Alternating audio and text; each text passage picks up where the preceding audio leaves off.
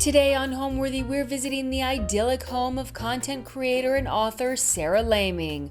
Her Instagram account, A Home to Make You Smile, has garnered over 1 million followers thanks to her signature relaxed maximalism style and inviting layered aesthetic. During our tour through the cozy room, she gives us a glimpse into the peaceful, real life behind the viral photos.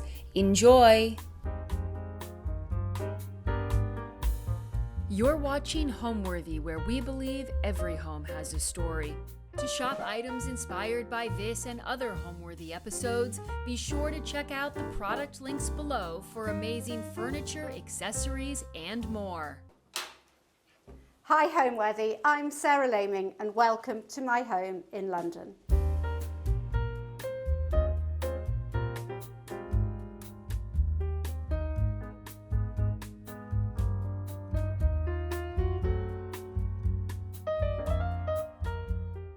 Here we are, welcome to the hallway, which is the central focus to the house, and it is so unusual for a London home to have a hallway that stretches the length and breadth, and that's one of the things that really first drew us to the house. I also really love the fact that it is almost a room in itself, and so as you walk in it's really welcoming. There's a chair over here.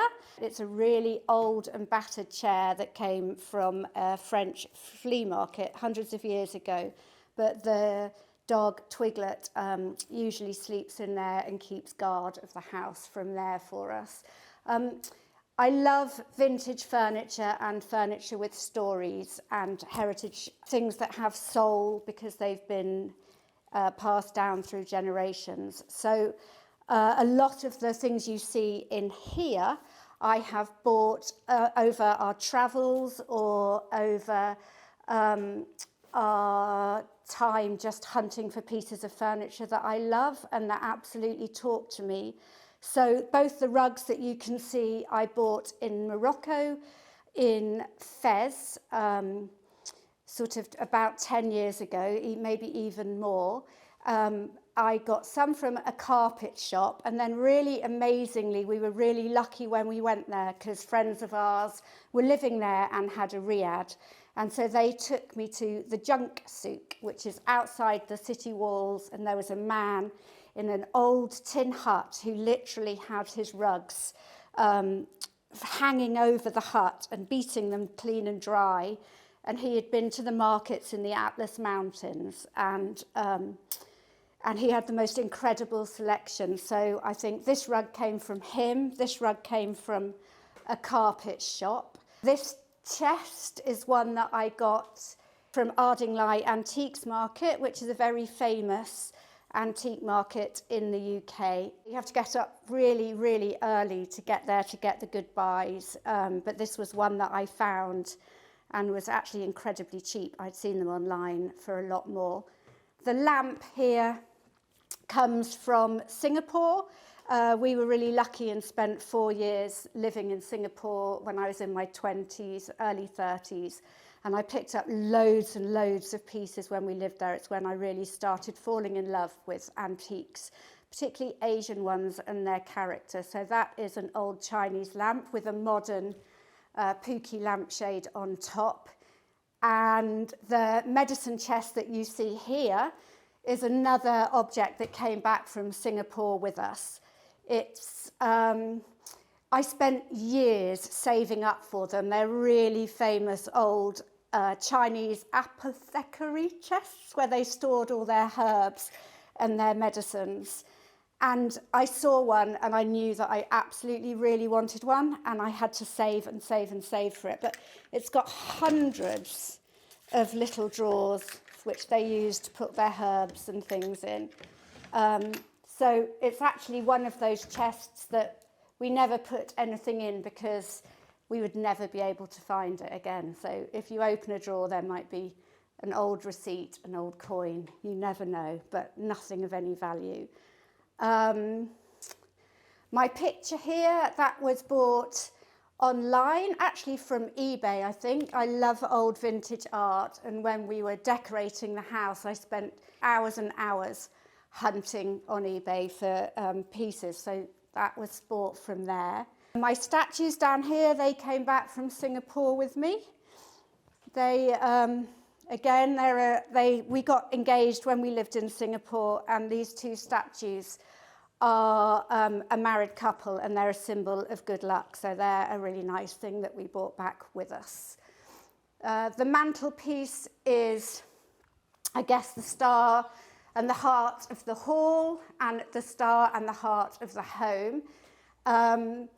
The fire's only ever really lit in there at Christmas, but it's always beautiful when it is with the Christmas tree, and it's a really sort of traditional English feeling when you have Christmas in here.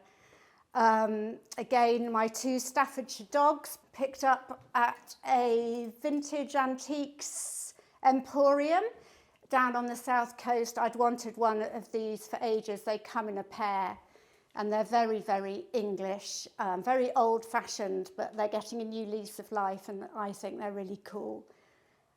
This is what my son, who's just been travelling in Southeast Asia, he brought me that back from Vietnam because he knew I'd like it, so that's a little thing. So I guess what I'm trying to say is, when I'm building a home and thinking about the things that I put in it, everything I put in it is chosen with a lot of thought, but also a lot of love. And I always buy or put things in it that are really personal to me or have stories associated with them, which have a history. And so when I look at them, they always evoke a memory of a time that they were bought, or a place or an emotion that I felt at the time. And that's my whole thing behind my Instagram account, of building a home that makes you smile, that's really about you, and then styling it around it so it's not cluttered but is beautiful. So I absolutely love pieces of furniture that come to me with a story to tell. And my friend Anna gave me, who is the person who started my Instagram journey, because she was the one who told me that I should start posting pictures of my house. Anyway, a couple of years ago, after her granny had died, she said to me, I think this table and chair would be perfect for your house. I don't know what to do with them from my granny. Would you like them? And I said, yes, I absolutely would. So pieces of furniture find their way to me, that's what I wanted to say, in stories in so many different ways, so much so that friends' grannies end up giving them to me. So this really beautiful old chair and old table have found their perfect new home. We moved into this house in 2005. We moved from a much more central London location, which I absolutely loved there. We could walk into Soho and the river. But it was so urban, and so we've just moved this few extra miles out to a much more villagey part in London, still very central though. And we get that green space and a garden and much more space in a house than we could otherwise have had. So we fell in love with this house when we moved into it, because it's so unusual for a London home, in that it's 2 floors and it's very wide and it's laterally spaced, whereas often I think in London you go up and up and up and up and you have rooms on different floors. But this house was built in 1905, I want to say, maybe 1908, for the doctor who lived in the village.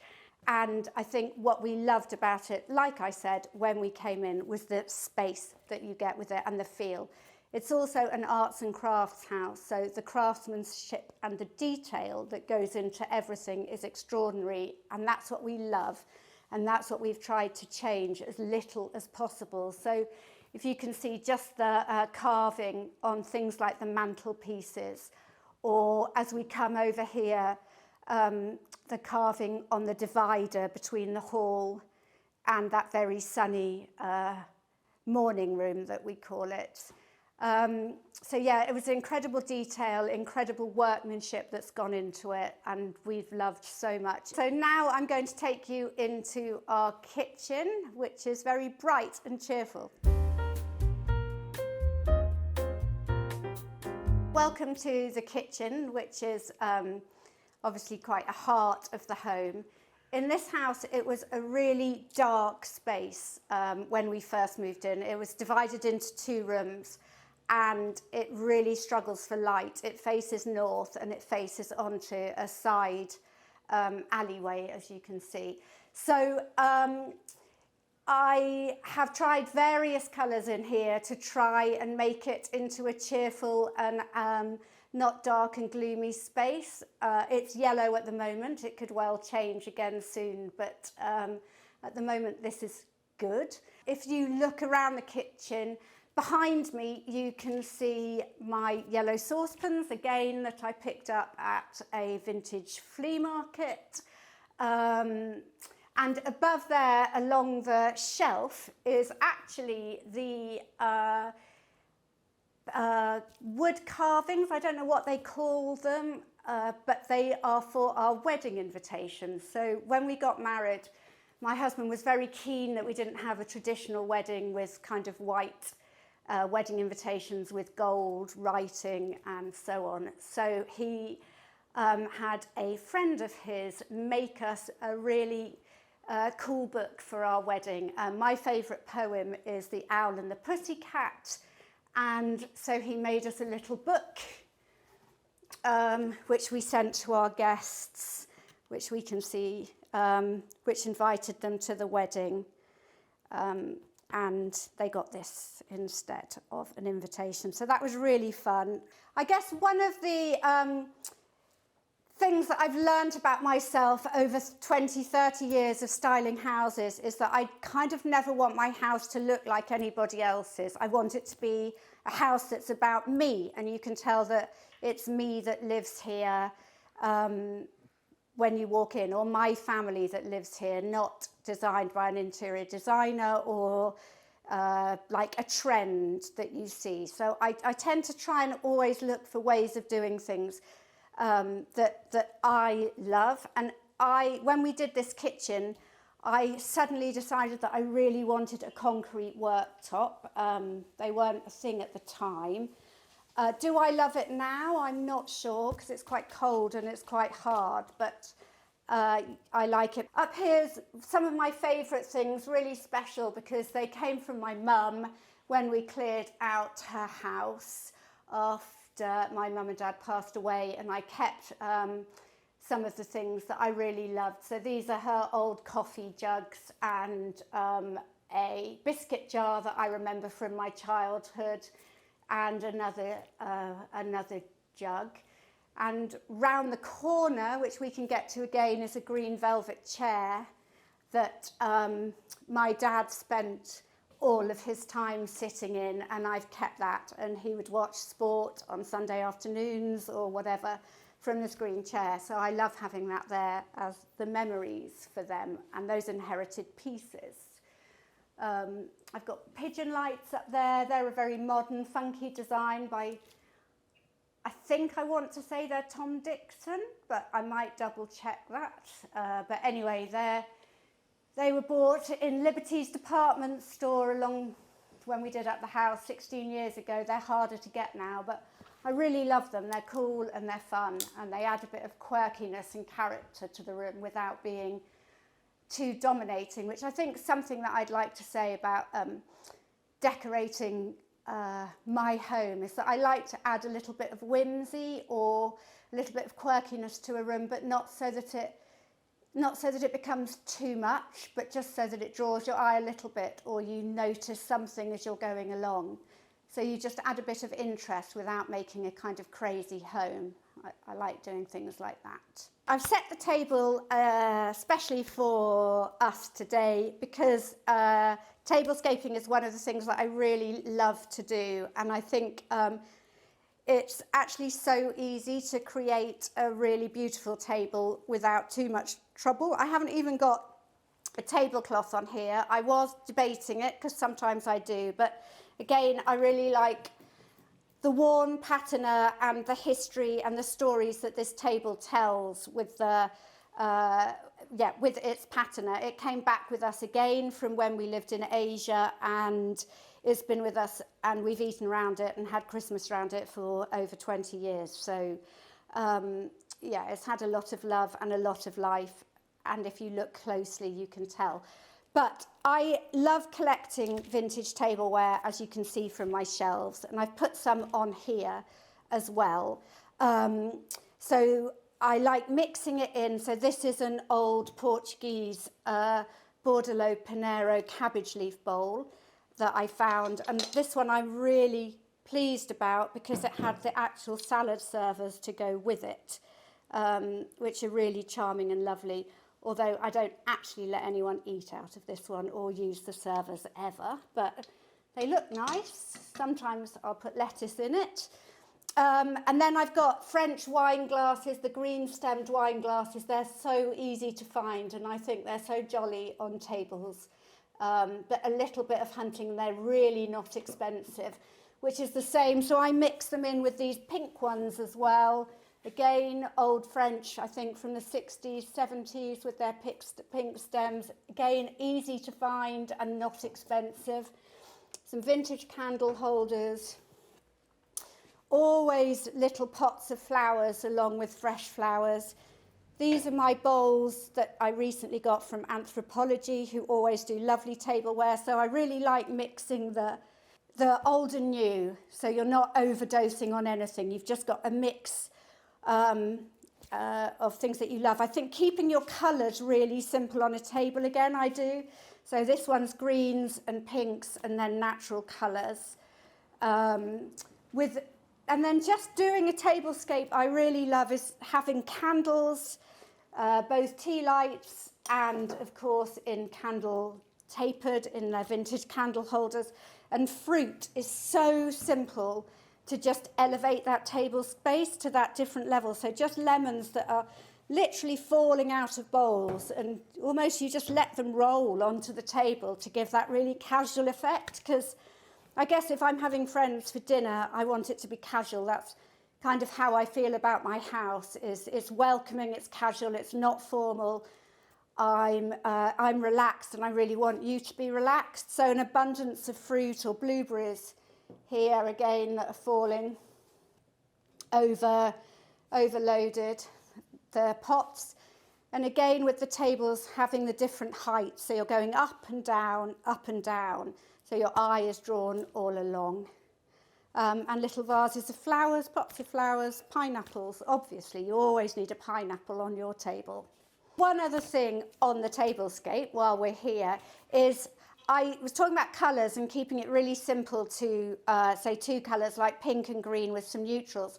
But what I really love doing, and I talk about this a lot in my book, is adding a pop of an accent colour. And in my house, I use a lot of yellow. So here, that's why I've got the lemons. I always think the yellow here and that the jug as well is that pop of an accent colour, just again to add that bit of interest without being too over the top, but just gives it a little bit of something to look at.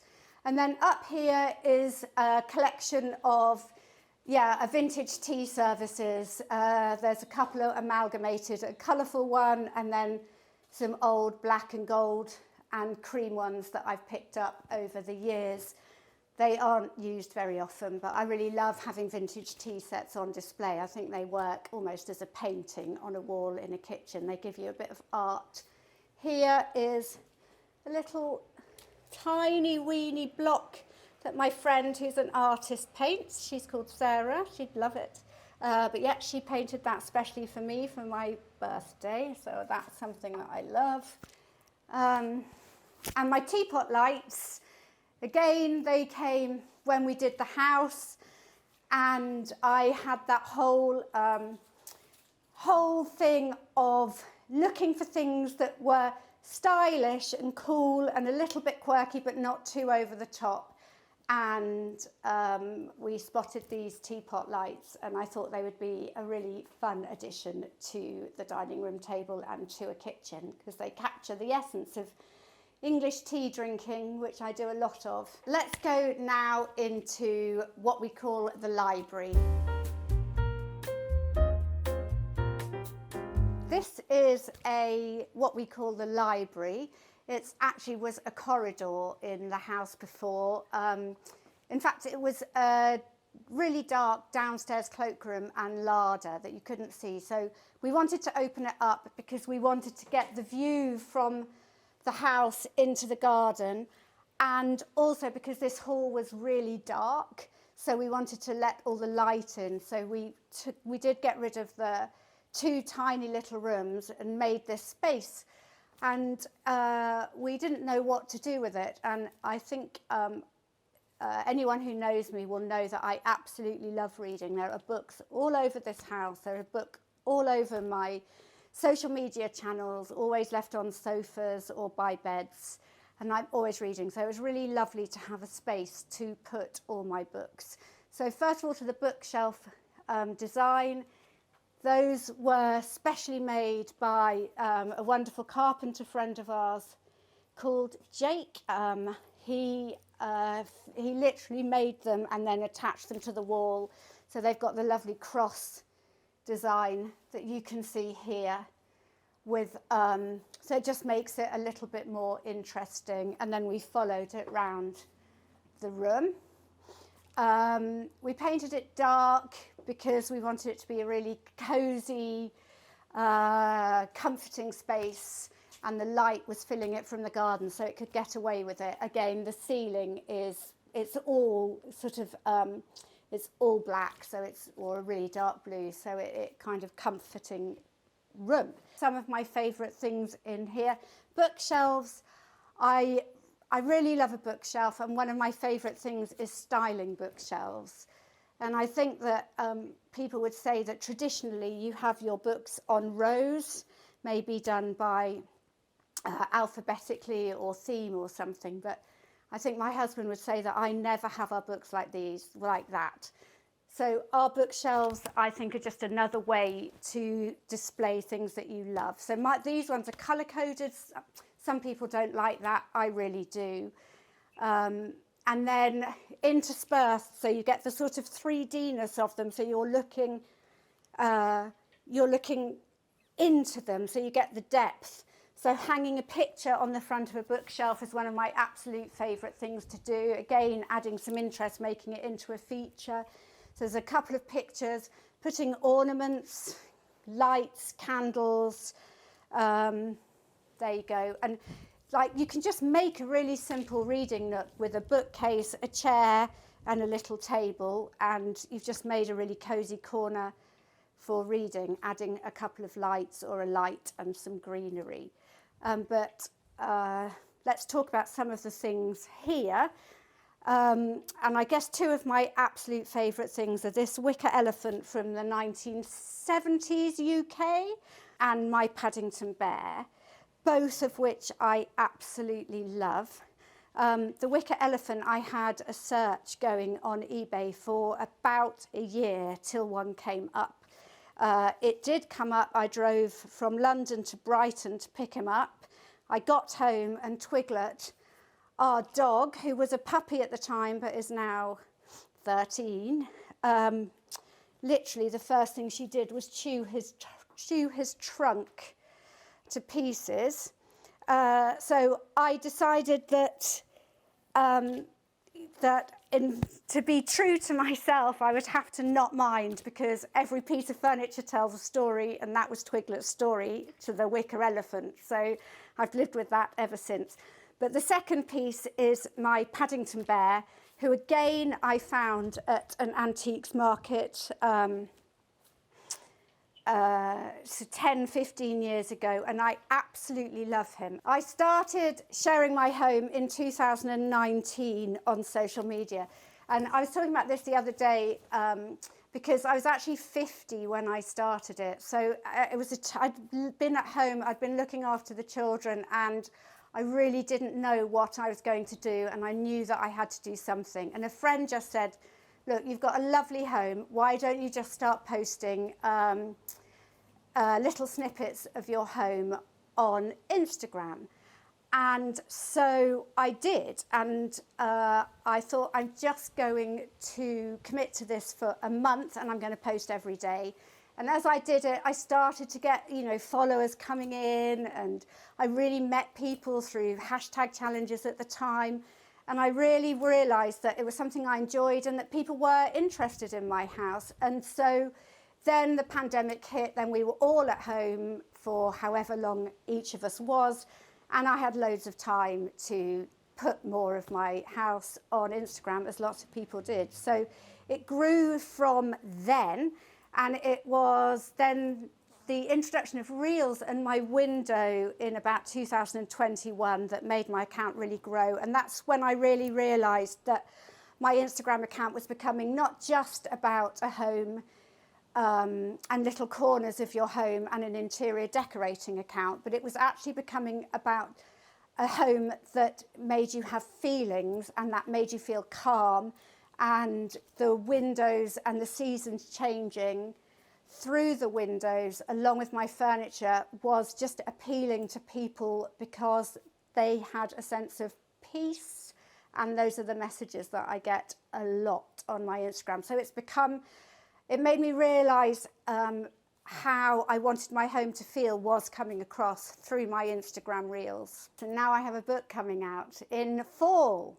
It's called Relax Maximalism. I've had the most amazing photographer called Lou Souza, who's worked with me on it, and she has captured this house just absolutely beautifully, and another home that we have by the seaside. And yeah, I guess my book came from my Instagram account and the sense of I really wanted to share how it was that you could put so much of yourself into your home and yet not end up with a cluttered looking mess that was full of stuff, but was a home that was stylish and beautiful and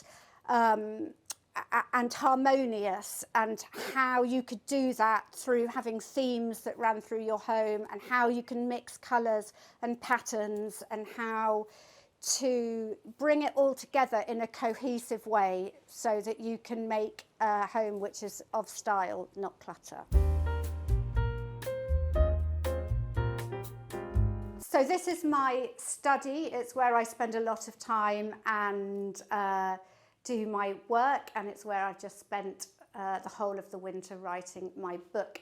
I guess that the main feeling that I wanted to create in this room was to echo the outside in the paint colour. So if you look out of the window, it's an incredibly green vista, especially in summer where the fig tree is dominating and the trees to the front. So choosing this green brought that outside in that I talk about and that I love so much, with all the plants that I have around, which we will come on to, and my floral sofas, which you will see one here.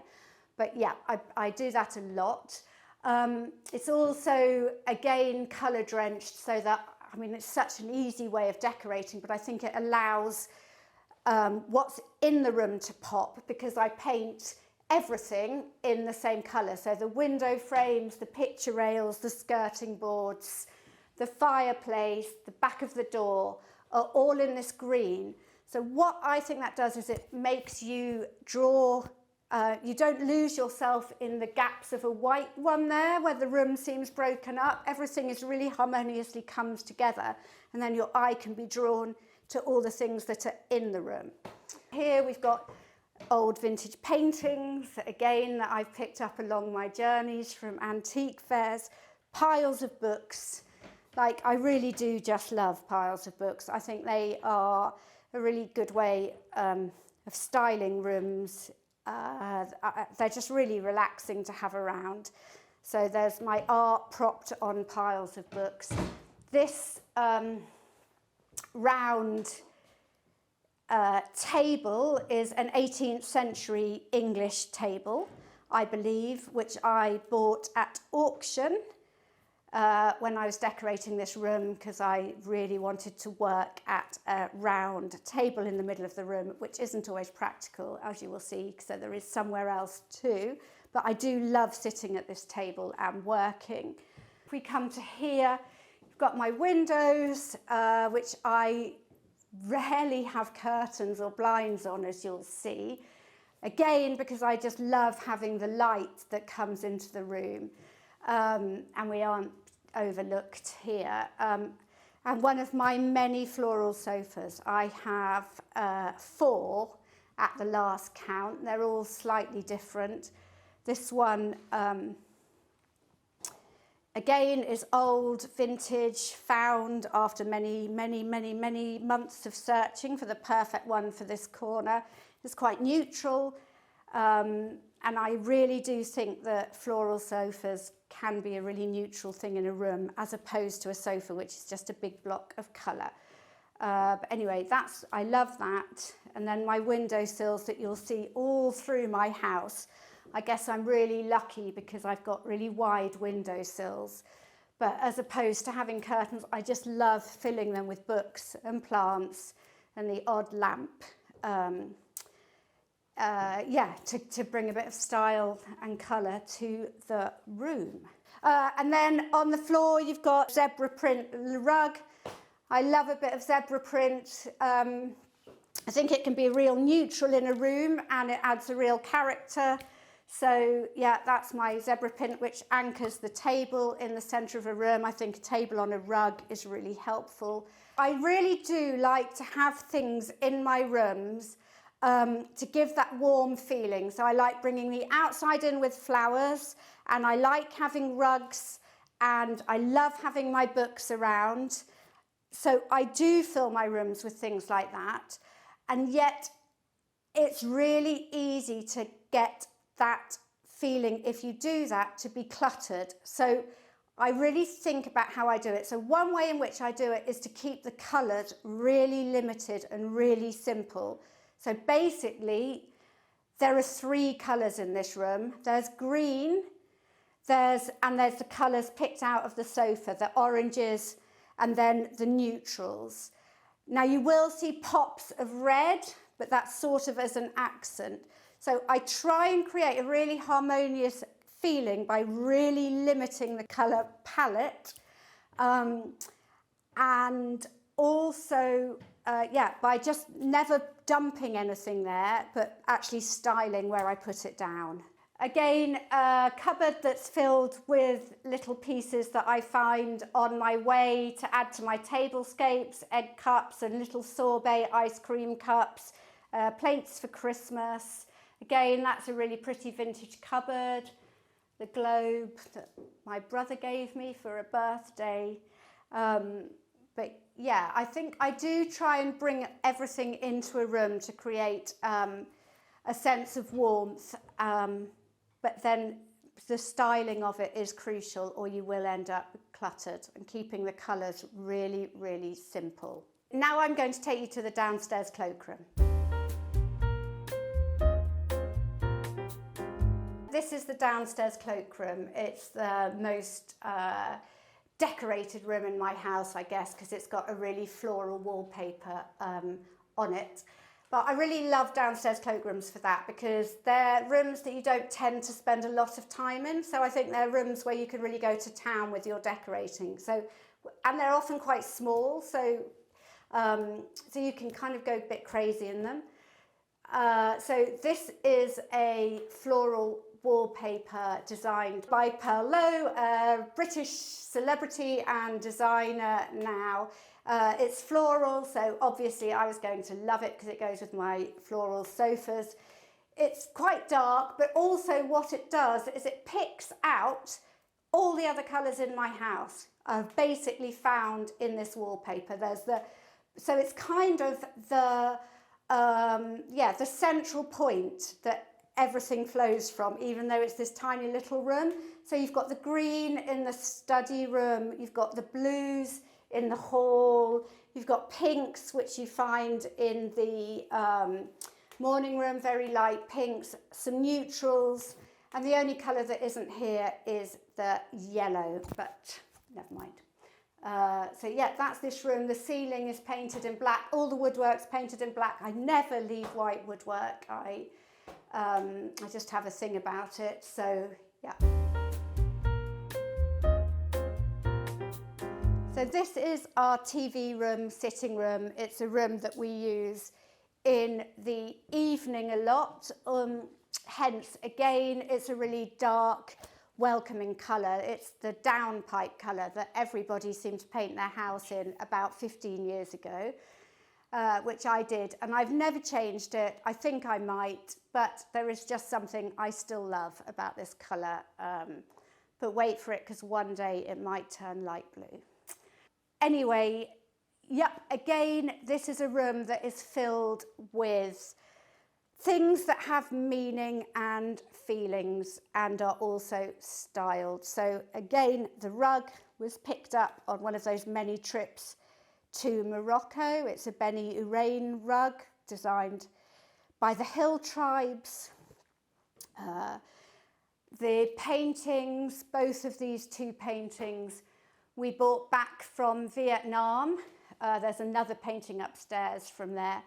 Again, when we lived in Asia, we spent a lot of time in Hanoi, the city. We loved going there, and it is filled with really amazing artists. So we used to spend hours wandering around the old city, looking for not very expensive art at the time, although it's now got really popular, and haggling and spending our time buying some really beautiful pieces of artwork alongside eating amazing Vietnamese food. So yeah, these paintings both came back from Hanoi, and they're mixed in with a lamp, which is a designer lamp in the UK. So I really do like that. I don't just have old vintage pieces in my home. I really like the mixing of old and new, high street, high-end department store. I think you can get a really lovely balance of all of it. So that light is a nice but expensive lamp. Another floral sofa that you can see, which is from Anthropology. I worked with them on this, so that was nice. Again, my windows are decorated. I've got an African drum here that we use as a table. It makes me realise, as I'm chatting this through, of how much history is in my home and how much I do pick things up and I do buy things as I am going along. So yet again, this table came back with us from when we lived abroad in Singapore. I guess what I love having in sitting rooms is lots and lots of tiny little coffee tables. So if you can see, there's one down there, which is they're my favourite sort of tables. You can just plop them anywhere. They're kind of spare tables, occasional tables, and little round ones just popped in front of a sofa with a vase of flowers on, or it's somewhere to put a cup for a cup of tea, or the TV remote control. They just are really easy to find and really easy to pop down anywhere. I love little tables with lamps on. You can see that one over there. Again, that's a vintage lamp, a bit too big for the table. I like the fact it's almost too big for it. But the juxtaposition and just taking up the whole space. I like having loads and loads of lamps in a room. I just don't think you can have too many. And I really love not using the overhead lights too much. So here, our room is just lit by little table lamps, the overhead lamps, and I really try to layer all the lights on coffee tables, windowsills, floor lamps. So your eye, particularly on our very long English winter evenings, the room is just lit by pockets of beautiful warm lights. I really love these patterned lampshades. So I've got this one here and that one there.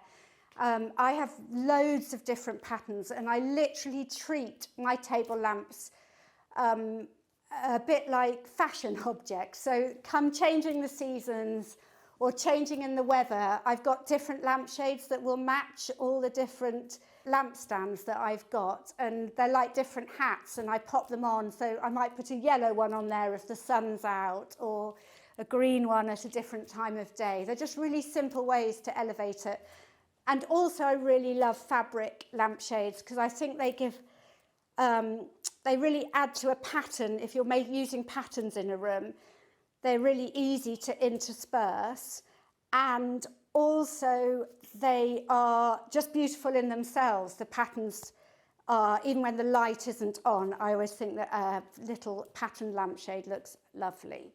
Actually, as I'm just leaving this room and I'm going to take you to the next room, And I'm having to weave my way out past the big cushion, what's it called, floor cushion, that we put our feet on at night, and we put trays on. It serves at everything. But one thing I love about rooms, what I'm trying to say, is that I love the fact that you have to weave your way through them, like find little corridors, as it makes them really interesting rooms to be in. So here I am as I weave my way through the sitting room to come out and take you to the next room.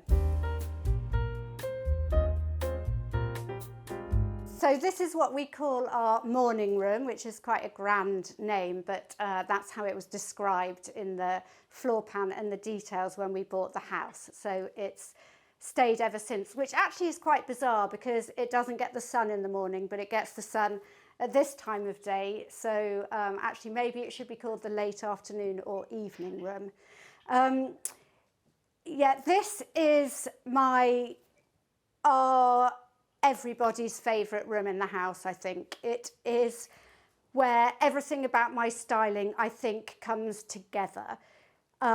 We've got the famous Instagram window here, which is always peeping out onto the seasons and which gives us blossom in spring, golden autumnal colours in autumn, and this carpet of green in summer. In winter, it rarely gives us snow, but occasionally it will.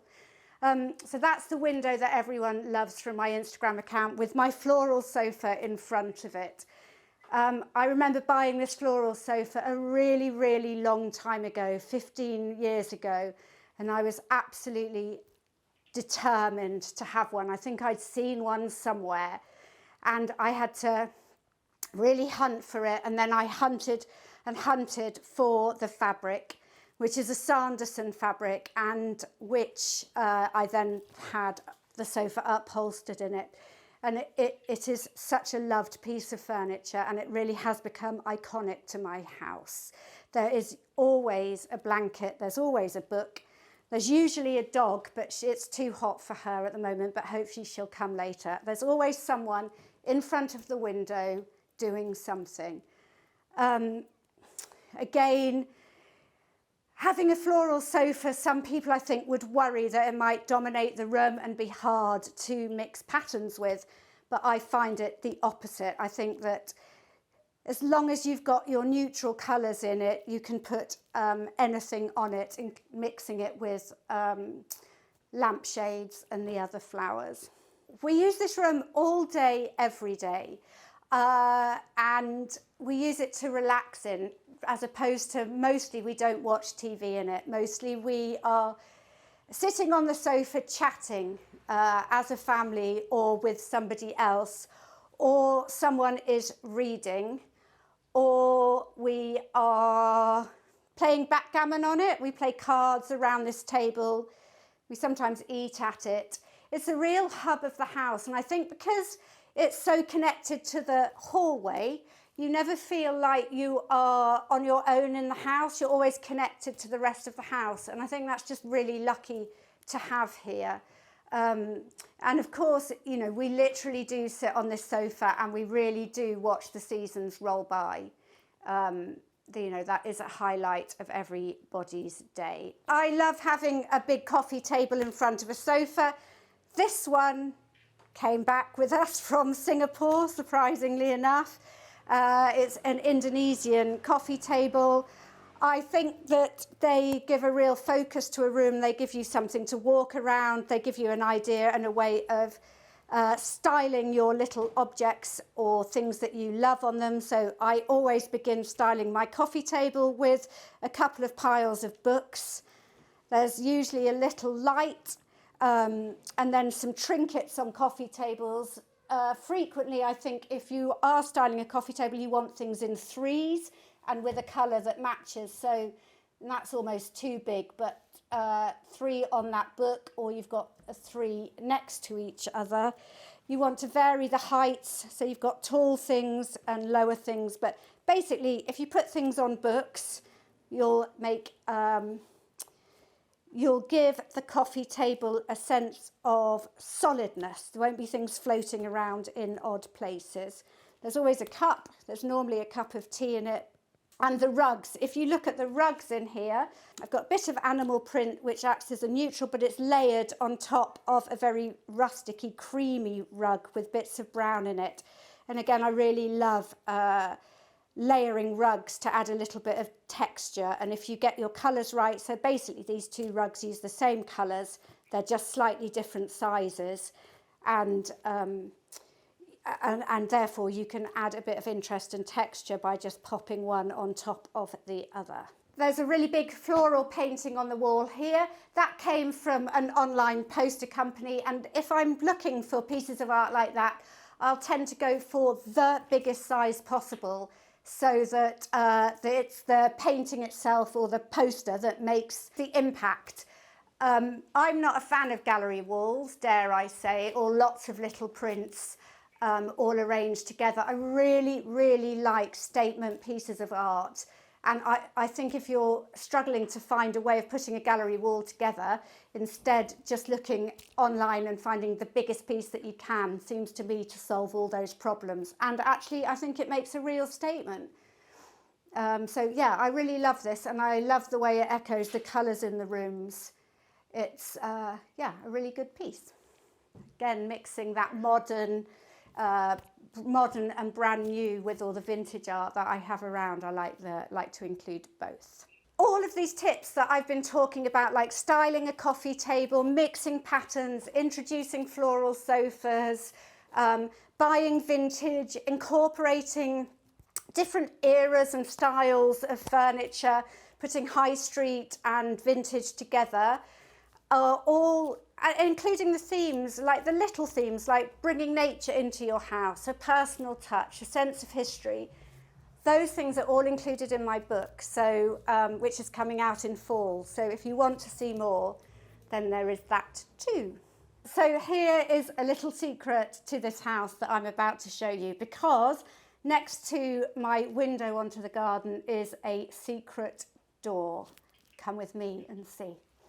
Underneath the shade of the fig tree and amongst the agapanthus is this little secret old Cambodian rain drum with two rickety old chairs, and it's where we sit and have our, don't know, early evening drink or catch some sun in the morning. But it's the most beautiful shaded spot, and it is really at its best at this time of year because the agapanthus are out. It's like our secret garden in the heart of London. So welcome to the landing of our house, which again, for London, particularly in a big city, is just incredible to have such a big space. And again, it's one of those features of the arts and crafts movement when the house was built. But yeah, this little section's like another room in itself. And I really wanted to make a focal point against this wall.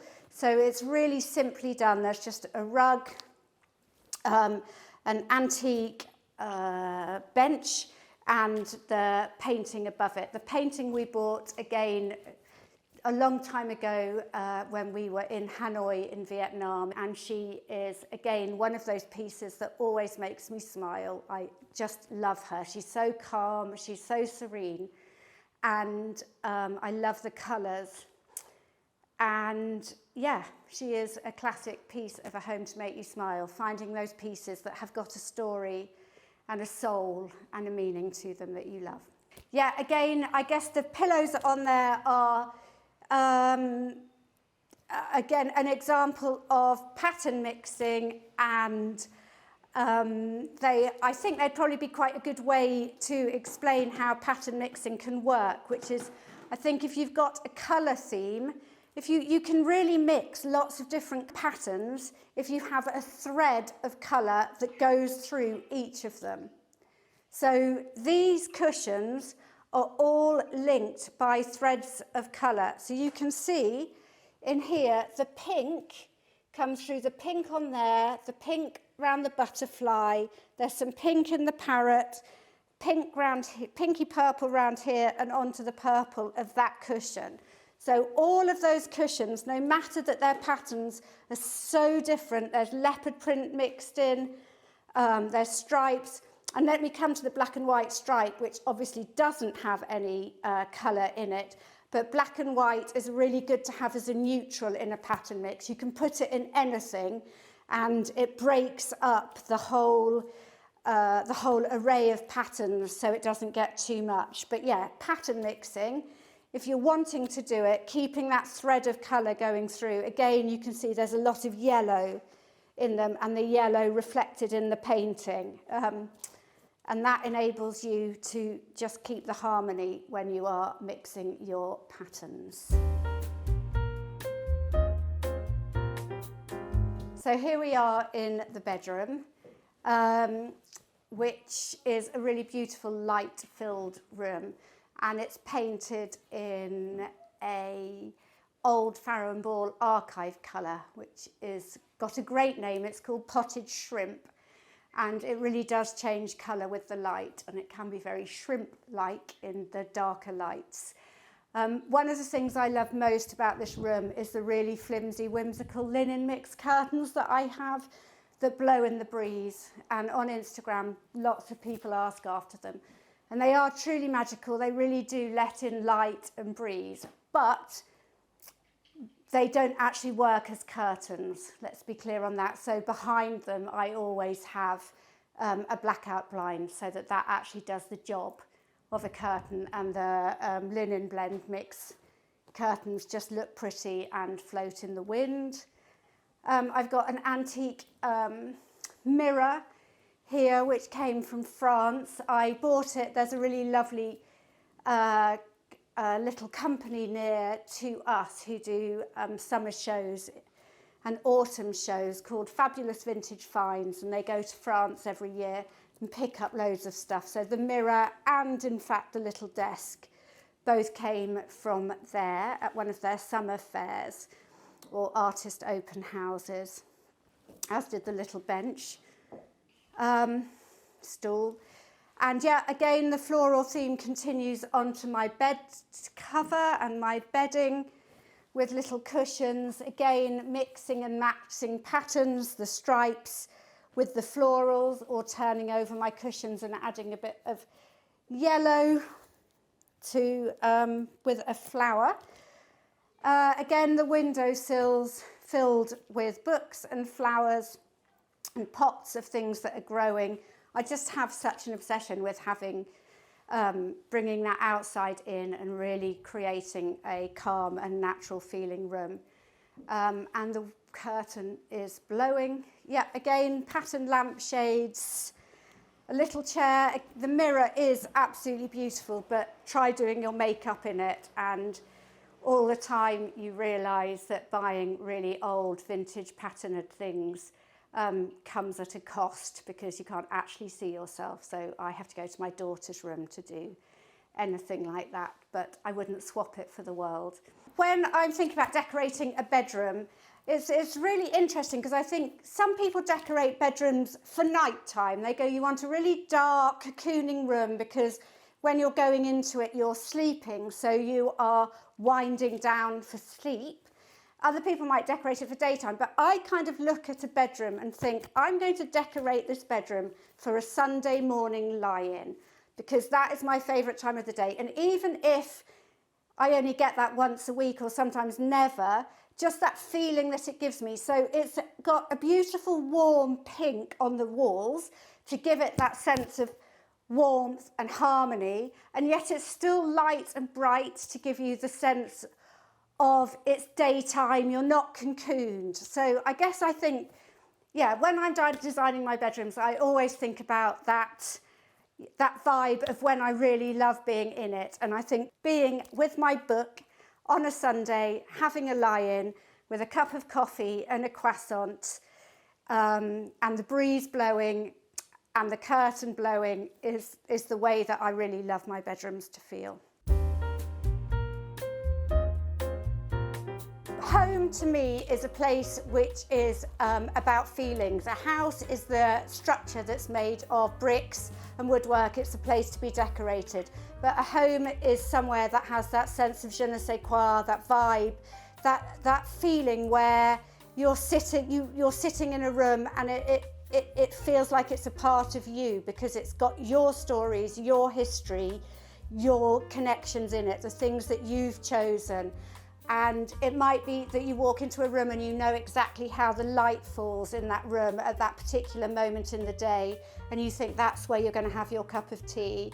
Or the patterns that you've chosen are the patterns that you've put together over time and with the sense of history that comes with it. That's a home. It's all about the person who's created it and the people that are in it and the feeling that that creates. Thanks for watching. Be sure to go to homeworthy.com for exclusive content, shopping guides, and so much more.